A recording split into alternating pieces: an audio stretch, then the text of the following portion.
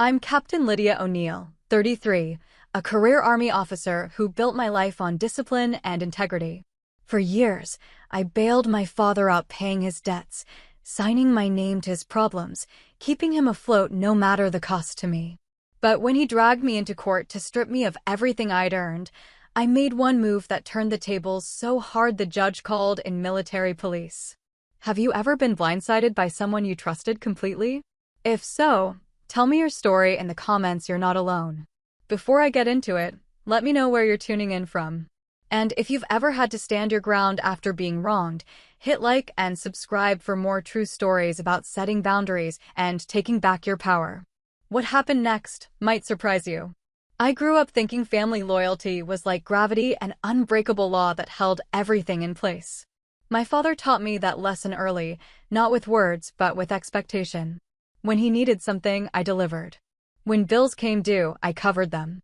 When documents needed a signature and his credit wouldn't pass muster, my name went on the dotted line instead. It started small. A phone bill here, a car payment there. Just until I get back on my feet, he'd say, and I believed him every time. I was 19 when I first let him use my address for a credit application. 22 when I co-signed his lease. By 25, my name was attached to half his financial life, and I told myself this was normal. This was what families did for each other. The military gave me structure my father never could. Basic training taught me discipline he'd skipped teaching. My first deployment showed me what real loyalty looked like, the kind that flows both ways, built on mutual respect rather than one-sided obligation. But even overseas, the calls kept coming. Your old man needs a favor, he'd start, and I'd find myself wiring money from a base in Afghanistan to cover his rent back home. My unit commander noticed once when I was on the phone with a creditor, explaining why my father's missed payment shouldn't affect my security clearance. "That your dad?" he asked afterward. When I nodded, he just looked at me for a long moment. "You know you can't save someone who won't save themselves, right?" I nodded then too, but I didn't really hear him. Not yet. The pattern was so ingrained I couldn't see it for what it was. I'd grown up believing that love meant sacrifice, that being a good daughter meant saying yes even when it hurt. My father never asked, he assumed. And I never refused, I complied. When he needed a place to stay between apartments, I cleared out my spare room. When his car broke down, I drove 3 hours to pick him up. When his business ventures failed, I absorbed the debt without complaint. He had a way of making his problems sound like emergencies and his requests sound like temporary measures. "Just this once" became his favorite phrase, even though we both knew there would always be a next time. I'd lie awake calculating how much of my salary went to keeping his life afloat, but by morning I'd convince myself it was an investment in family harmony. The alternative, saying no, seemed impossible. My mother had died when I was 15, and in the years since, my father and I had developed this unspoken agreement. He provided the illusion of family stability, and I provided everything else. He'd call me his responsible one, as if reliability were a genetic trait I'd inherited rather than a survival skill I'd learned. When people asked about my family, I'd say we were close. It wasn't exactly a lie, we were bound together, just not in the way I pretended. The military taught me about chain of command, about earning respect through competence and consistency. I thrived in that environment because the rules were clear and fair. Performance mattered more than politics. Results spoke louder than promises. It was everything my relationship with my father wasn't, and I started to understand what I'd been missing. But understanding didn't translate to action. Even as I built a career that demanded integrity and accountability, I continued enabling my father's financial chaos. I justified it by telling myself he was getting older, that his opportunities were limited, that abandoning him would make me the kind of person I didn't want to be. The truth was simpler and more complicated. I was afraid of what would happen if I stopped being useful to him. The wake-up call should have come earlier. Maybe when he missed my promotion ceremony because he was in court over unpaid taxes. Maybe when he borrowed my car and returned it with a dent he never mentioned. Maybe when I realized I'd been covering his cell phone bill for 2 years and he'd never once thanked me for it. But real awareness doesn't follow a schedule, and mine was still years away. My father saw my military service as a resource to be leveraged rather than an achievement to be celebrated. He'd brag to his friends about having a daughter in uniform, then call me the same day asking for money. He loved the prestige my service reflected on him, but resented the independence it gave me. That tension would eventually crack our relationship wide open, but for now, it simmered beneath the surface of our carefully maintained routine. I kept thinking I could manage both lives, the professional one where I commanded respect through competence, and the personal one where I maintained peace through compliance. It never occurred to me that those two approaches were fundamentally incompatible, or that eventually, I'd have to choose between them.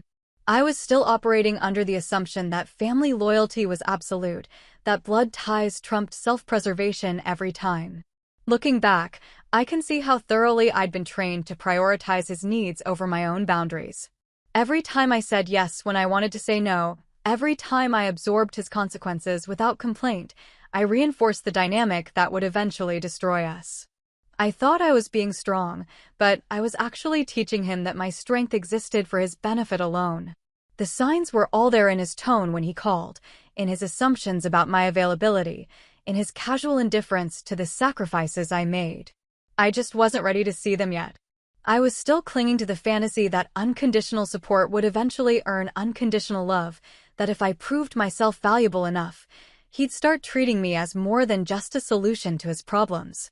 That delusion would cost me dearly before I finally learned to let it go. The shift started subtly, the way most betrayals do. My father's tone changed, first less asking, more expecting. Where he used to frame his requests as temporary emergencies, he began presenting them as simple facts.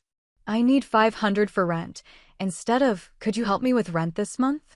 The difference seemed minor, but it marked the beginning of something I couldn't ignore forever.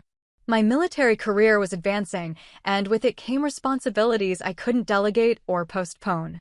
Security clearances required financial transparency. Leadership positions demanded personal accountability. My father's chaotic relationship with money was becoming a liability I couldn't afford, but breaking the cycle felt impossible. He'd raised me to believe that family obligations superseded personal inconvenience, and that belief ran deep. The first rail warning came during a phone call while I was stationed in Georgia. I'd just been promoted to staff sergeant, a milestone I'd worked toward for 3 years. When I called to share the news, my father's congratulations lasted exactly 30 seconds before he transitioned into his real agenda. That's great, honey. Listen, I'm in a bind with the mortgage company. They're threatening foreclosure, and I need $8,000 by Friday. $8,000. I made good money, but that represented months of careful saving. Dad, I can't, I started, but he cut me off with a tone I'd never heard before. Cold. Dismissive. Can't or won't. Because there's a difference, and your mother would have known which one this is. Using my dead mother as emotional leverage crossed a line I didn't even know existed until he stepped over it. I sent the money. But something fundamental shifted in that moment. For the first time, I felt resentful instead of dutiful. The feeling scared me more than the empty bank account did. His new friends made things worse. He'd started spending time with a group of men who seemed to view legal battles as entertainment. They traded stories about ex-wives they'd outsmarted, business partners they'd outmaneuvered, and family members who'd learned their place. My father absorbed their cynicism like gospel and gradually began treating our relationship as another contest he intended to win. The casual cruelty started showing up in small ways. He'd forget to thank me for favors, then act irritated when I didn't anticipate his next need. He stopped calling to check on me unless he wanted something. When I mentioned feeling overwhelmed by the financial pressure, he'd remind me of everything he'd sacrificed raising me alone. As if parenting had been a business investment he expected to profit from indefinitely. My unit noticed the change in my behavior before I did. I was distracted during briefings, short-tempered with subordinates, and increasingly isolated from the camaraderie that had always sustained me. My commanding officer pulled me aside after I snapped at a junior enlisted soldier over a minor mistake. "What's eating you, Sergeant?" he asked, and I found myself explaining the situation I'd never discussed with anyone. He listened without interrupting, then asked a question that haunted me for weeks. "If one of your soldiers came to you with this problem, what would you tell them?" I knew the answer immediately. I'd tell them they were being manipulated and needed to establish boundaries before it got worse. But following my own advice felt impossible. This was family. This was different. Except it wasn't different, and deep down I knew it. The military had taught me to recognize toxic leadership, to identify when someone was using their position to exploit others. My father displayed every warning sign I'd been trained to spot in commanders who couldn't be trusted with authority. He made unreasonable demands, showed no appreciation for sacrifice, and retaliated when questioned. If he'd been my supervisor, I would have reported him without hesitation. The breaking point came during my next leave. I'd come home expecting to relax and reconnect, but my father had scheduled 3 days of errands that required my presence. He needed me to co-sign a loan, drive him to legal appointments, and meet with his accountant about tax problems I hadn't known existed. When I suggested we spend some time just talking, he looked genuinely confused. "We're talking," he said, "about important things." That's when I realized he saw me as a resource to be managed, not a person to be loved. Our conversations weren't exchanges, they were transactions. My value to him was entirely functional, and he'd never considered that I might need something different from our relationship. The recognition hit like a physical blow, leaving me stunned and hollow. I started paying attention to his friends' conversations differently. Their casual references to family members as obstacles to be overcome or assets to be leveraged made my stomach turn. They spoke about wives and children the way business competitors might discuss market territories with strategic calculation rather than emotional connection. My father nodded along with their stories, occasionally contributing his own examples of family members he'd handled. The final straw came when one of them complimented him on having me well trained. They all laughed, including my father. I was sitting 10 feet away, but they discussed me as if I were absent, analyzing my compliance with the detached interest of people examining a particularly useful tool. That night, alone in my childhood bedroom, I finally acknowledged what I'd been refusing to see. My father didn't love me as a daughter. He valued me as an asset. The realization changed everything. Not immediately, but gradually, like poison working through a system. I started questioning assumptions I'd held for 25 years. I began seeing patterns I'd previously ignored.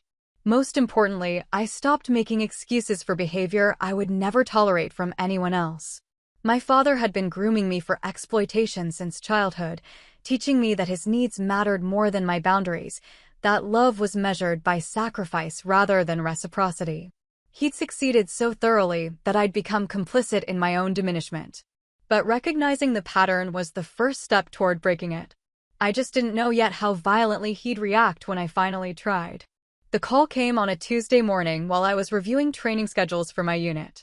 My father's voice carried a formal tone I'd never heard before, as if he were reading from a script. "I'm calling to inform you that you'll be receiving legal papers," he said. No greeting, no explanation, just cold notification. "My attorney will be in touch." I sat there holding the phone, waiting for him to explain the joke or reveal the misunderstanding. Instead, I heard him hang up. The dial tone buzzed in my ear for longer than it should have before I finally set the receiver down. My hands were shaking, but not from fear, from disbelief. After everything I'd done, everything I'd sacrificed, he was taking me to court. The papers arrived 3 days later, delivered by a sheriff's deputy who looked apologetic as he handed them over. Inside was a civil complaint claiming I owed my father restitution for financial support provided during the defendant's minority and early adulthood. He was suing me for every dollar he'd ever spent raising me, plus interest. The amount was staggering, over $200,000. But the money wasn't the worst part.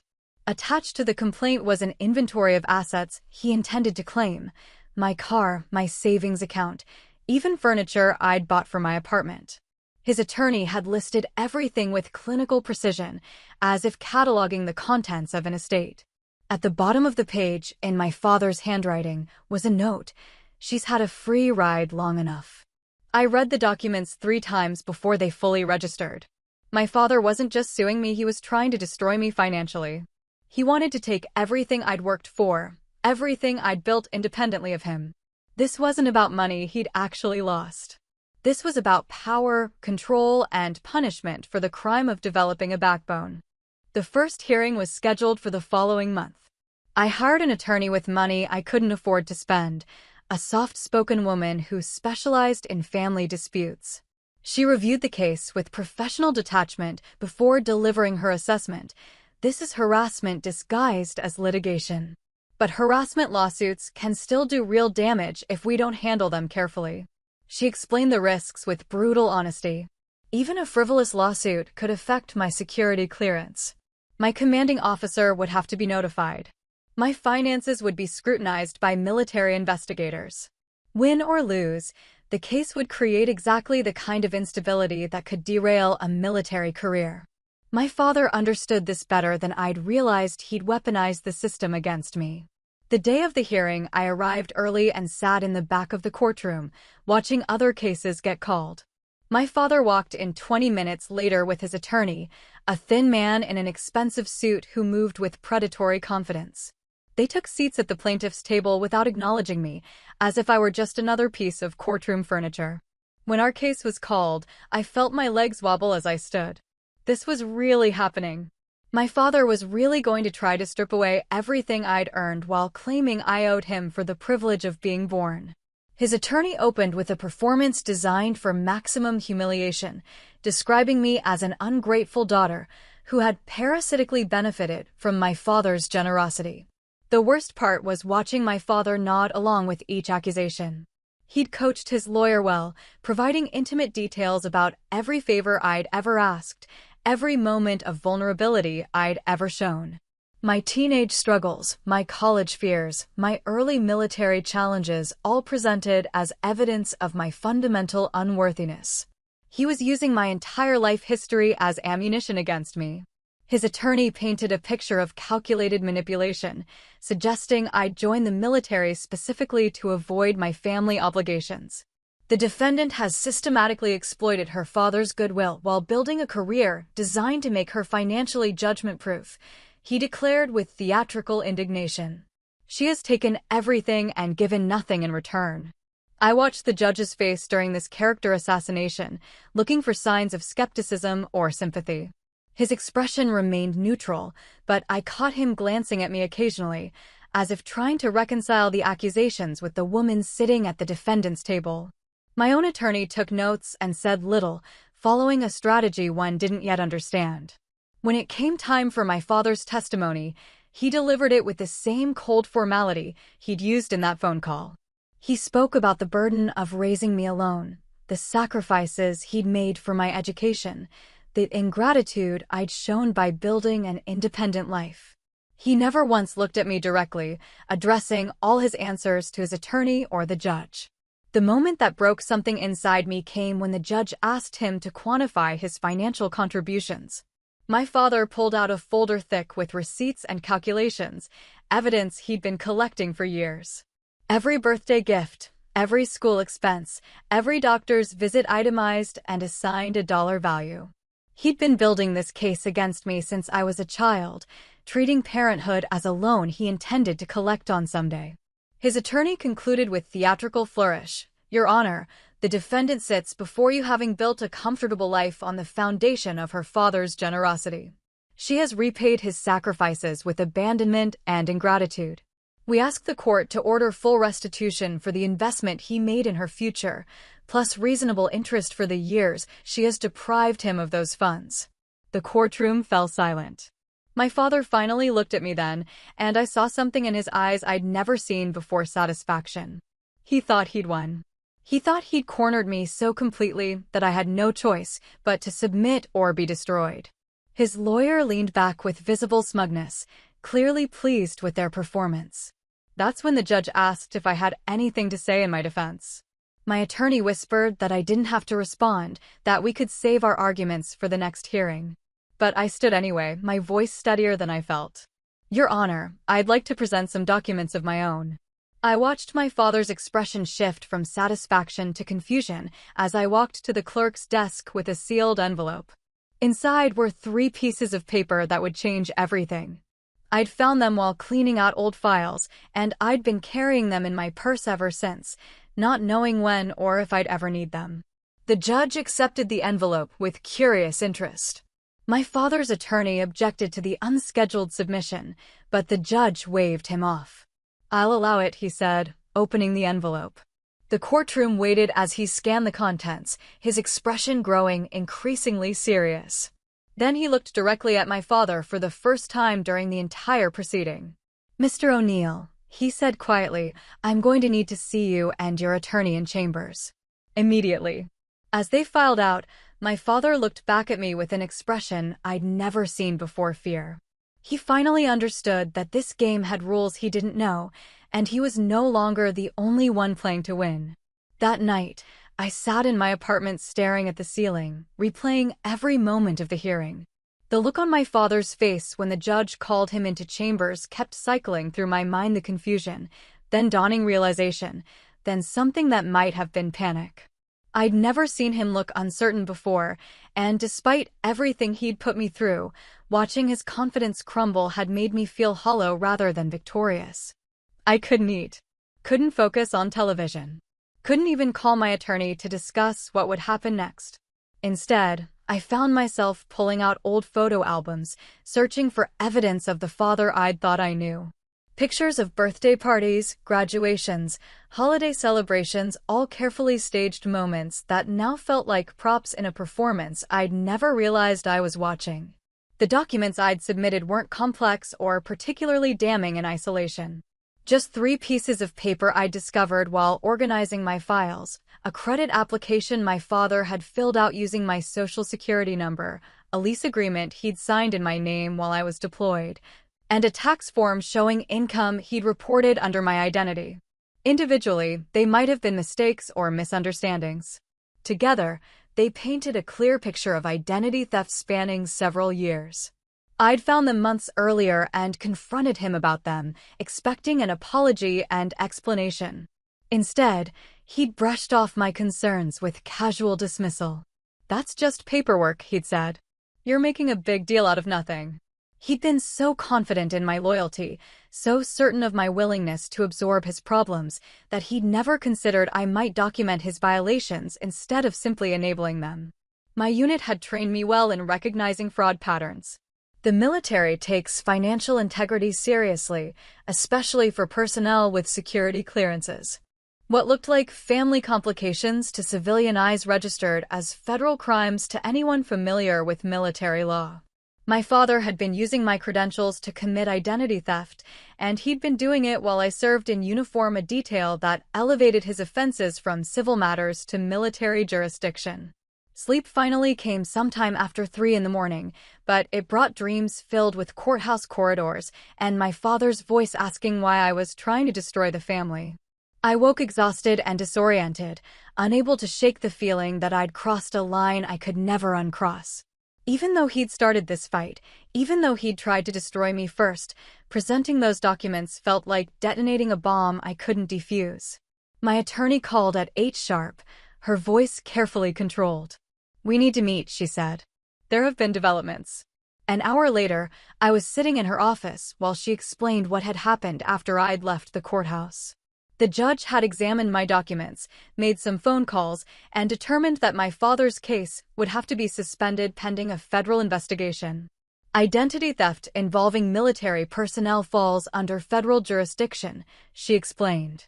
When you use someone's social security number while they're serving active duty, especially someone with a security clearance, it triggers automatic involvement from military authorities. Your father's attorney tried to argue that these were family matters, but the judge disagreed. The case has been referred to the appropriate authorities. I felt something inside my chest tighten. "What does that mean for him?" I asked, though I wasn't sure I wanted to hear the answer. "It means he's in serious trouble," she said bluntly. Identity theft is a federal crime. Using a service member's credentials makes it worse. If they can prove intent, he's looking at potential prison time. She paused, studying my expression. "Are you having second thoughts about this?" The question hung in the air between us. Was I? Part of me, the part that had been programmed since childhood to protect him from consequences, wanted to find a way to undo what I'd started. But another part, the part that had finally learned to value my own survival, knew there was no going back. He'd forced this confrontation when he decided to destroy me rather than respect my boundaries. No, I said finally. I'm not having second thoughts. But I need to understand what happens next.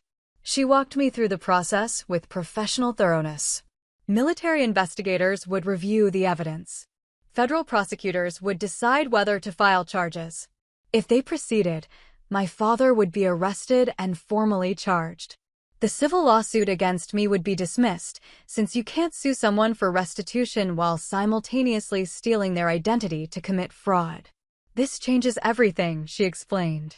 Your father opened this door when he decided to take you to court. Now he has to deal with the consequences of his own actions. She looked at me seriously. But you need to prepare yourself for what comes next. He's not going to accept responsibility gracefully. People like him never do. I left her office feeling like I was walking through a different world than I'd inhabited the day before. The same streets, the same buildings, but everything looked different now that I understood there was no path back to the relationship I'd thought we had. My father had revealed his true nature, and I'd responded by revealing mine. Neither of us could pretend anymore. The call came that afternoon. My father's voice was different, smaller, uncertain in a way that might have been endearing if the circumstances were different. We need to talk, he said. This has gotten out of hand. We can work something out. There's nothing to work out, I replied, surprised by how calm I sounded. You filed a lawsuit. I responded with evidence. Now we let the system handle it. You don't understand what you're doing, he said, and for the first time, I heard fear in his voice. This could destroy everything. Think about the family. I am thinking about the family, I told him. I'm thinking about protecting myself from further damage. Then I hung up, cutting off his protests. For the first time in my adult life, I'd ended a conversation with my father on my terms. The silence that followed felt like freedom. 3 days later, my attorney called with the news I'd been expecting but dreading. Military investigators had taken over the case and arrest warrants had been issued. My father would be taken into custody within the week. The civil lawsuit had been dismissed as predicted, but the federal charges were moving forward.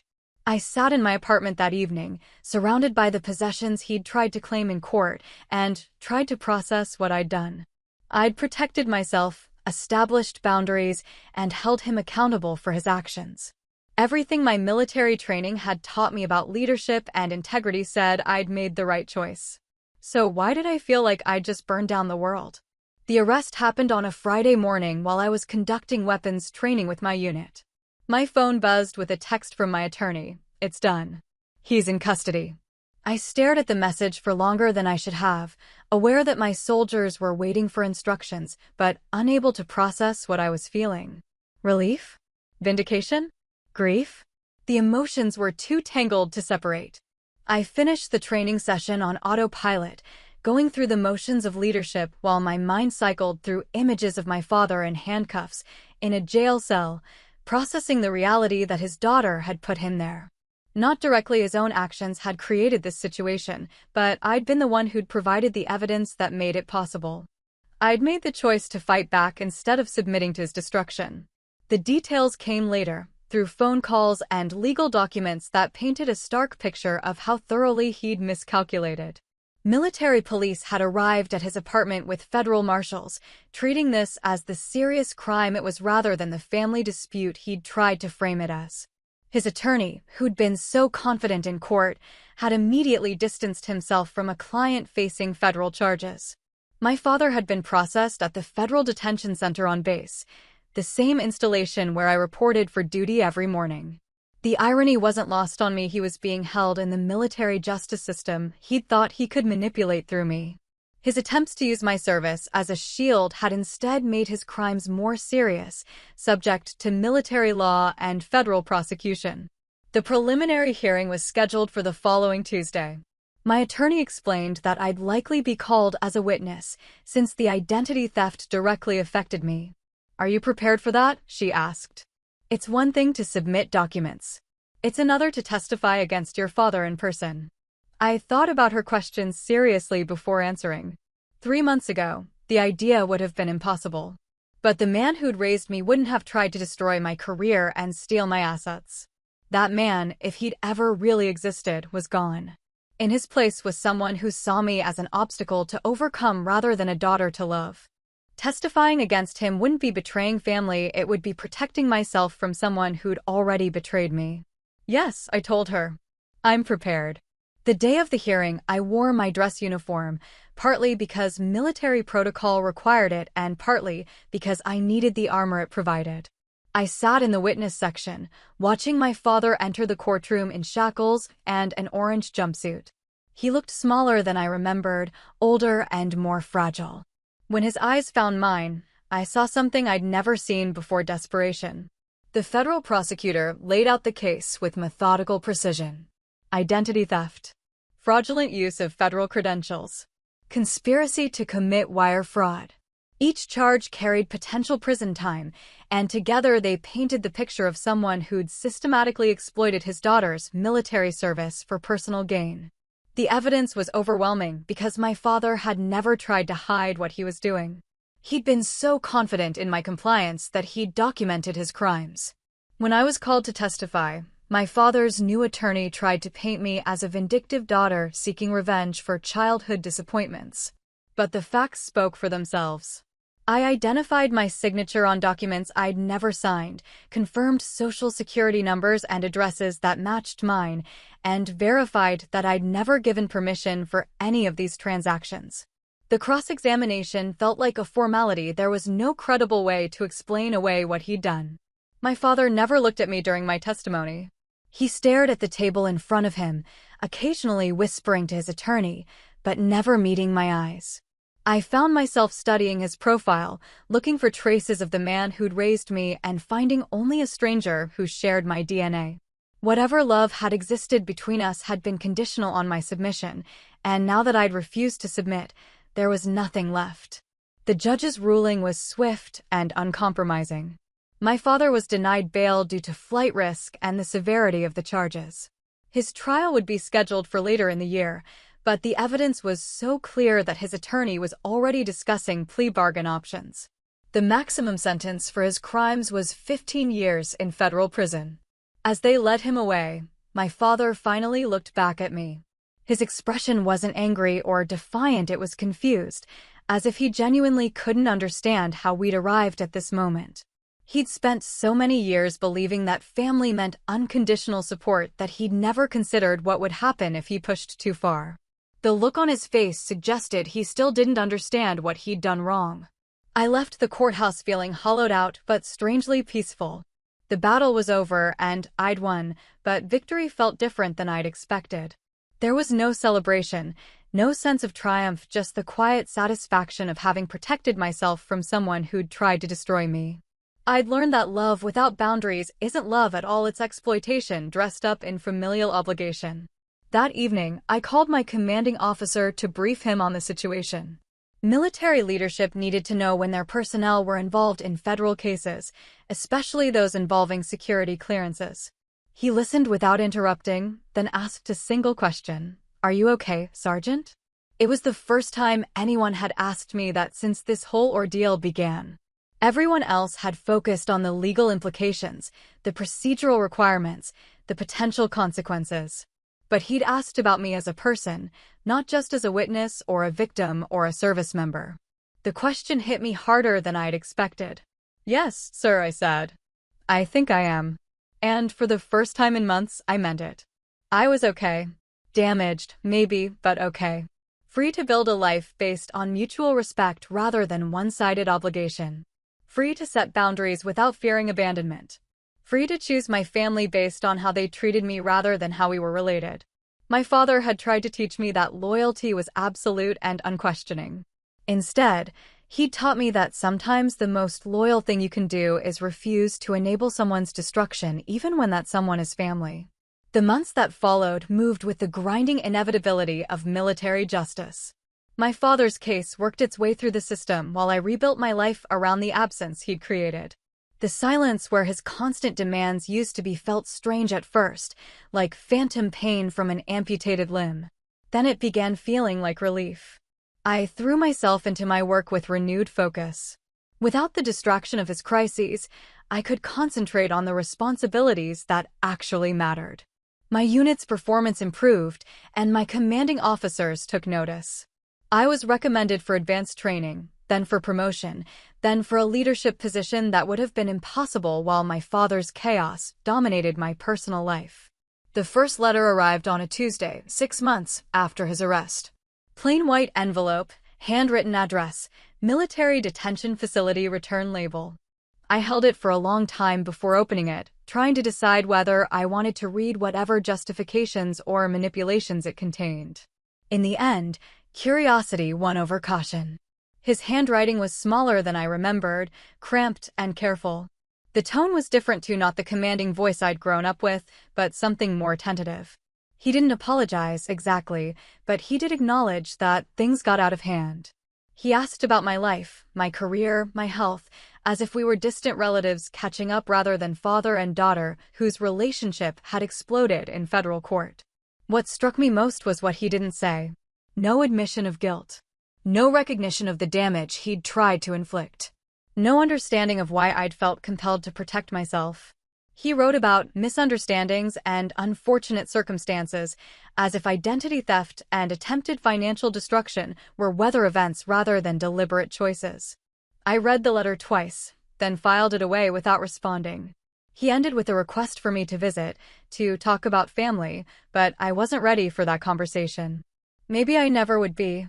The boundaries I'd learned to set weren't temporary barriers, they were permanent walls protecting the life I'd built without him. His trial concluded 8 months later with a plea bargain that sentenced him to 3 years in federal prison, followed by 2 years of supervised probation. My attorney called with the news, explaining that his cooperation with prosecutors and lack of prior federal convictions had worked in his favor. He'd also agreed to make restitution for the financial damages he'd caused, though the amount was largely symbolic given his lack of assets. I felt nothing when I heard the sentence. Not satisfaction, not sadness, not relief, just emptiness where stronger emotions should have been. 3 years seemed both too long and not long enough for what he'd done. Too long because prison would likely harden rather than rehabilitate him. Not long enough because the damage to our relationship was permanent, regardless of how much time he served. The letters continued sporadically throughout his first year of incarceration. They followed a predictable pattern: casual updates about prison life, questions about my career, and subtle requests for contact or support. He never explicitly asked for money or visits, but the implications were clear. He still believed that time and persistence would eventually wear down my resistance, that I'd return to my old role as his reliable problem solver. I responded to exactly 1 letter, after he'd sent 4 without reply. My response was brief and formal.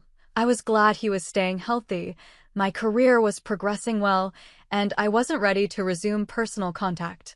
I wished him the best in his rehabilitation, but wouldn't be corresponding further.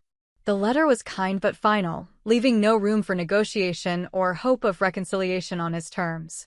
The silence that followed was different from his previous patterns. No angry phone calls, no emotional manipulation, no attempts to involve third parties in pressuring me to relent. Either prison had taught him that his old tactics wouldn't work, or he'd finally accepted that he'd severed the relationship beyond repair. Either way, the quiet felt like freedom. My life began expanding into spaces his chaos had never allowed me to explore. I developed friendships based on genuine affection rather than crisis management. I pursued hobbies and interests without worrying about emergency phone calls interrupting my plans. I started dating someone who treated me like an equal partner rather than a resource to be managed. The most surprising change was how much emotional energy I recovered. I'd spent so many years processing his moods, managing his expectations, and absorbing his problems that I'd forgotten what it felt like to focus on my own goals without distraction. The mental bandwidth I'd been unconsciously dedicating to his needs became available for everything else: my career, my relationships, my own growth and happiness. 1.5 years into his sentence, I received an unexpected phone call from a military chaplain at his facility. My father had requested a meeting with family, part of some rehabilitation program he'd enrolled in. The chaplain was careful to emphasize that I was under no obligation to participate, that the program was designed to help inmates take responsibility for their actions rather than seek forgiveness from their victims. "He's asked specifically to speak with you," the chaplain explained.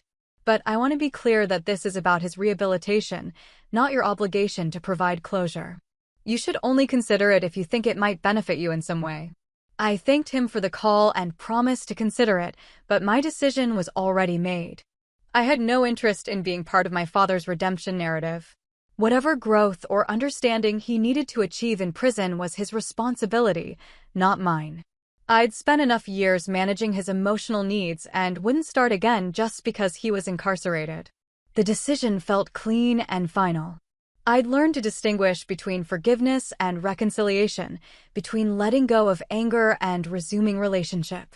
I could forgive him for being the damaged person who'd raised me without having to accept him back into my life. Forgiveness was something I did for myself, not a gift I owed him regardless of his behavior. My career continued flourishing in ways that would have been impossible under his influence. I was selected for officer candidate school, then commissioned as a second lieutenant. The security clearance investigation that had once terrified me became routine paperwork, since my financial life was now transparent and stable. The investigators found exactly what they expected: a service member with clean records and clear boundaries. The promotion ceremony was everything my father's presence would have ruined. My commanding officers spoke about my leadership, my integrity, my potential for continued advancement.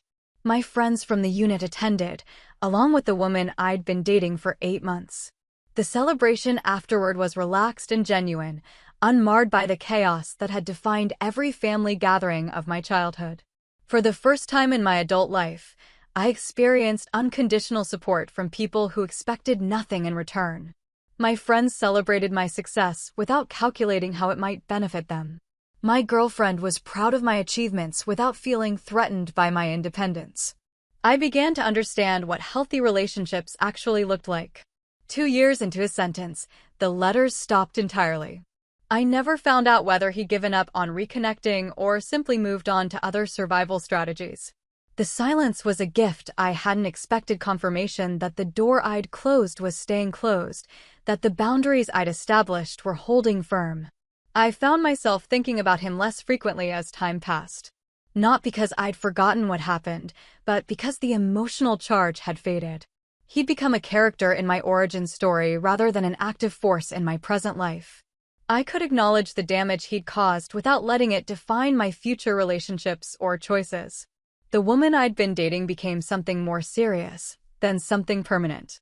She knew the full story of my family situation and understood why I kept certain boundaries. She never pressured me to reconcile or suggested that blood relationship trumped personal safety. Her support felt revolutionary, someone who prioritized my well-being over maintaining family appearances.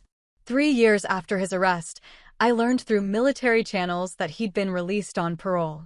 The news arrived through official notifications required for victims of federal crimes, not through personal contact.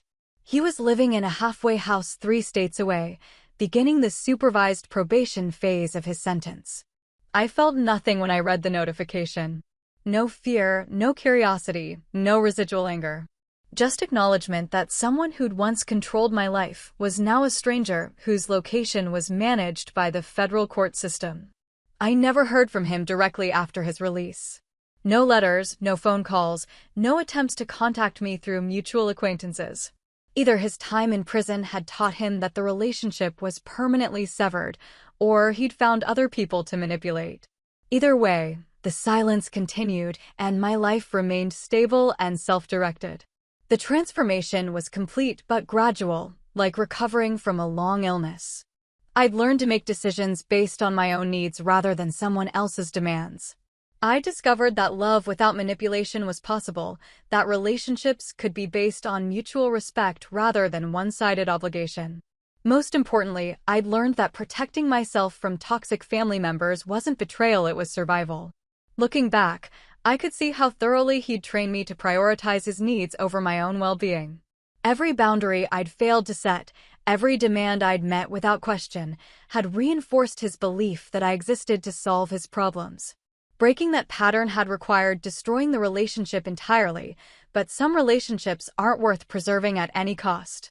The military had taught me about chain of command, about earning respect through confidence, about the difference between leadership and manipulation.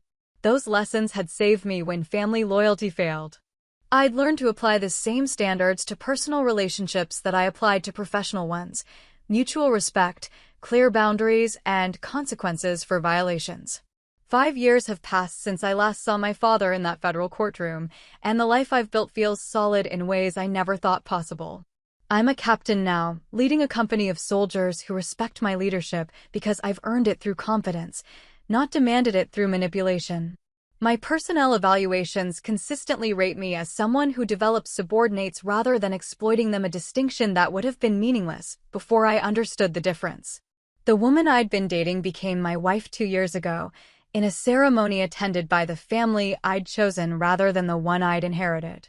My unit stood on her guard, my commanding officers offered toasts, and my closest friends celebrated a union built on partnership rather than dependency. No one asked where my father was or suggested the wedding was incomplete without him. The people who mattered understood that healthy families are defined by love and support, not blood and obligation. We bought a house last year, a modest place near the base with enough room for the children we're planning and the life we're building together. Every financial decision is transparent and mutual. Every signature on every document is legitimate and authorized. The contrast with my father's chaotic approach to money isn't lost on me. I've learned that financial integrity reflects emotional integrity, that how people handle money reveals how they handle relationships. My security clearance was upgraded again 6 months ago, requiring another comprehensive background investigation. The investigators found exactly what they expected: a service member with clean finances, stable relationships, and clear boundaries. My father's criminal history appeared in the family section of my background file, but as a resolved matter rather than an ongoing concern. The investigator noted that I'd been the victim rather than the accomplice, that I'd reported the crimes rather than enabling them. The emotional work of rebuilding took longer than the practical aspects. Learning to trust my own judgment after years of having it undermined was a gradual process. I worked with a military counselor who specialized in family trauma, someone who understood that not all abuse leaves visible scars. She helped me recognize the patterns of manipulation I'd been trained to accept as normal and to develop the emotional tools I needed to maintain healthy boundaries. The hardest lesson was learning that love isn't supposed to hurt. I'd grown up believing that real love required sacrifice, that caring for someone meant absorbing their problems without complaint. My marriage taught me that genuine love actually makes life easier, not harder. When both people prioritize each other's well-being, relationships become sources of strength rather than constant drain. I still think about my father occasionally, but the thoughts no longer carry emotional weight. He's become a cautionary tale I tell myself, a reminder of what happens when someone chooses control over connection. I don't wish him harm, but I don't wish him well either. He's simply irrelevant to the life I've built without him. The letters stopped coming years ago, but I sometimes wonder what he thinks about the choice I made. Does he understand that his attempt to destroy me was what finally freed me from his influence? Does he recognize that trying to weaponize the legal system against me taught me how powerful the truth could be when properly presented? Probably not. People who manipulate others rarely develop that level of self-awareness. My military service continues to provide the structure and purpose his chaotic presence had always disrupted. I'm scheduled for promotion to major next year, with potential assignment to a staff position that would advance my career significantly. None of this would have been possible while managing his crises and absorbing his financial chaos. Cutting him out of my life didn't just protect me, it allowed me to flourish. The most surprising development has been how much I enjoy mentoring younger soldiers, especially those dealing with difficult family situations. I can recognize the signs of manipulation and exploitation that I once missed in my own life. When a young enlisted soldier mentions family members who borrow money they never repay, or relatives who use guilt to enforce compliance, I share what I've learned about boundaries and self-protection. I tell them that family loyalty should flow both ways, that love without respect isn't love at all, that protecting yourself from toxic relatives isn't betrayal. Some listen immediately. Others, like I once did, need time to recognize the patterns before they can break free. But planting those seeds of awareness feels like turning my painful education into something useful for others. The house my wife and I bought sits on a quiet street lined with other military families. Our neighbors understand the demands of service life, the importance of security, the value of stability. Children play in the yards while their parents work on cars and tend gardens. It's the kind of normal, peaceful life I never thought I'd have, the kind my father's chaos had always made impossible. Sometimes I stand in my backyard at sunset, watching the flag in front of our house catch the evening breeze, and I think about the path that brought me here. Every boundary I learned to set, every manipulation I learned to recognize, every time I chose my own well-being over someone else's demands, all of it led to this quiet strength, this earned peace. My father taught me valuable lessons, though not the ones he intended. He taught me that some people view relationships as competitions to be won rather than bonds to be nurtured.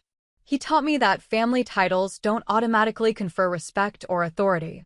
Most importantly, he taught me that protecting yourself from people who claim to love you isn't selfish, it's necessary. The military gave me the tools to recognize toxic leadership and the courage to resist it. Those same tools worked in civilian relationships once I learned to apply them.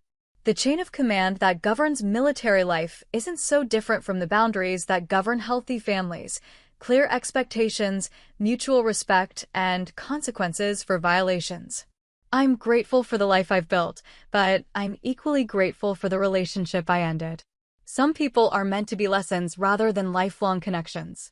My father was both. He showed me what I didn't want to become and gave me the motivation to become something better. That knowledge is his greatest gift to me, though I doubt he'll ever understand it that way. The sun sets behind the mountains beyond our base, painting the sky in shades of red and gold. Tomorrow I'll wake up in a house I own, next to a woman who loves me without conditions, preparing for a job that values my integrity over my compliance. It's a life my father could never have given me because it's built on principles he never learned to practice. Justice doesn't always come with fanfare or satisfaction. Sometimes it just walks quietly through your door, wearing a uniform, carrying the authority to hold people accountable for their choices. Sometimes it looks like a folder of documents that reveal the truth about someone you thought you knew. Sometimes it sounds like silence, the absence of chaos, the presence of peace, the freedom to build something better than what you inherited. And sometimes it simply looks like a life lived on your own terms, protected by boundaries you learned to defend, surrounded by people who earn their place in your world through respect rather than demanding it through relation. That kind of justice doesn't make headlines, but it changes everything. That day in court didn't just protect my career, it ended years of letting someone else control my life. I walked out knowing I'd never go back to being his safety net. Have you ever had to hold a family member accountable, even when it meant cutting them off? Did it make your life better or harder? I want to hear your stories in the comments. If this resonated with you, hit like, subscribe, and share it with someone who needs a reminder that boundaries aren't betrayal, they're survival.